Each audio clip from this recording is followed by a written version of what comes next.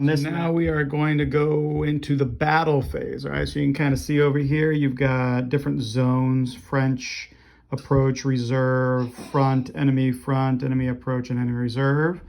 I took all the divisions, you put them in a cup because you're going to mix them up, and then you're going to place them. You're going to have 4 enemy in the approach, and then the rest of them go in the reserve. So it'll be random who's going to be closest to the French forces. And then the French will get to place their own. So if you kind of come over here, here's a little cheat sheet. What we're going to do first is we're going to roll. That glare is kind of bad there. We're going to roll on this fog of war to see how many battle turns and what kind of effects take place.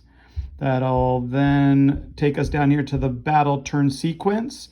So we're doing the pre-battle currently, and then we'll go into the battle turn. So we'll roll for that fog of war real quick before the video timer runs out here.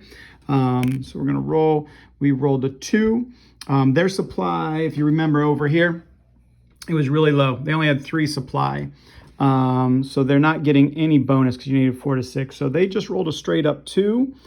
So I gain 2 supply points. So I get 2, and then the battle's only going to last 3 rounds. Okay, so now we come over here. We just did fog of war, envelopment check. So what this would be is you add up the strength points of the Austrians and compare that to the French strength points. And if it's 3 times as much either way, there is no battle. The enemy's just destroyed. Doesn't matter which side, the lower side would lose. Determine battle plan quantities. The battle plans are going to be these nice little guys down here where you get to add some nice little features to your commands you're going to give out. The French start out with 1 for the campaign. The Austrian Piedmont armies receive 2. But because we have Napoleon, we're going to get an extra 2. Because if you look at Napoleon, he's got that little number 2 there. So he's not great in Italy, but he's still decent enough. So we're actually going to move up to 3 French battle plans. All right, so then we come over here. You can buy additional ones by spending your supply points, but I just spent everything to march in here, so I can't do that. And then if I wanted to, I could trade one of these, and I could pick up one of these guys, an insight. It's a one and done, and you have to roll Napoleon's number or lower to activate them. So in Italy, they're not real practical. So we're not going to take any of those. We're going to go with our 3 battle plans instead. So then we're going to place the French forces and then the enemy forces. All right, so here is the battle laid out. The formations are set and ready to engage. So we're going to come over here and we're going to do insight activation. Remember, we did not take an insight, which are these guys, because it's too hard to activate with Napoleon. So we're going to go select and place the French battle plans. So we've got these here. We've got a flank, a prepare, which is no roll, grape shot, which we are going to definitely take grape shot as one of our 3. Okay, so we're going to go with grape shot, and then I really like to use charge on the cavalry, and I really like to use, where's that flank at? Flank. All right, now the only catch to flank is it only works if the enemy is 2 spaces away. So 1, 2. So we've got to hope that the enemy moves into here and does not send anybody up here, because if they do, they'll cut me off and I can't flank the guys back here. All right, so I'm gambling. But then I also have these 2 guys that if someone does move up, they'll at least be able to fire into them. Okay, so there's my 3 battle plans. Now we'll take, they get 2. All right, see 2. So we're just going to reach up here in the mug. I've got them set up. Random. All right. And they're going to get melee and closing. These go on the frontmost rank, and they go on the most experienced. So you've got C for conscript, L for line, P for poor, P for poor. So a poor and a line are going to receive these orders. It's up to me to place them on whatever I think is appropriate. All right, so we drew these 2 for them. They have to go on the most experienced lines or divisions. So we have a poor, a conscript, and a line unit. And it has to be in the front rank. So we're going to go with melee on probably these guys. And then we'll give closing to these guys. And I'll go over what these mean in just a second. Okay. All right. So we did the French battle plans. We did the enemy battle plans. And we're going to resolve them. All right. So we resolve the enemy first.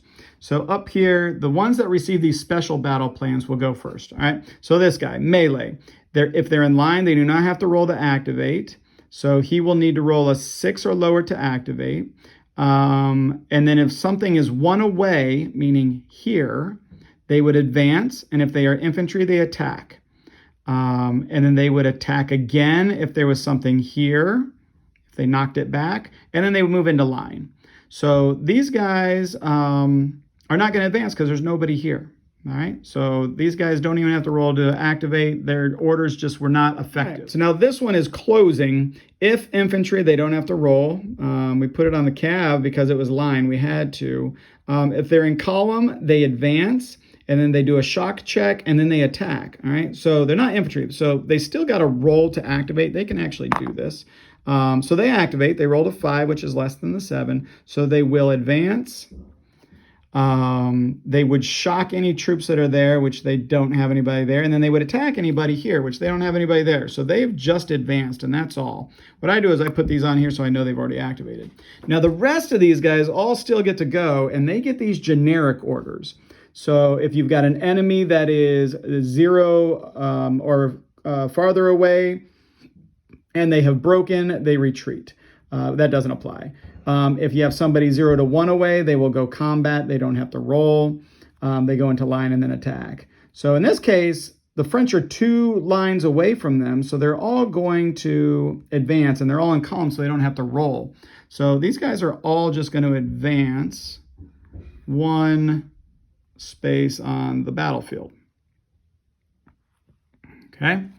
All right, so that is the Austrian turn. And then we come over here and you'll see now we are going to go to resolve French battle plans. All right, so French battle plans, still on the first turn, all right? So we've got some things that are gonna work here, all right? Because we have stuff that's 2 away from us, 1, 2 zones. They're up in the enemy front. We can move into the French front with some of this stuff. But what's really nice is we've got the cavalry charging, which would advance, and attack. We've got a flank maneuver that only works when they're 2 away, which they are, which is another advance, and attack. And then we've got our grape shot, which hits anywhere on the battlefield. It gets a +2 to its 6, so it's hitting on an 8. So I think what I'm going to want to do is I think I'm going to hit with the flank attack first.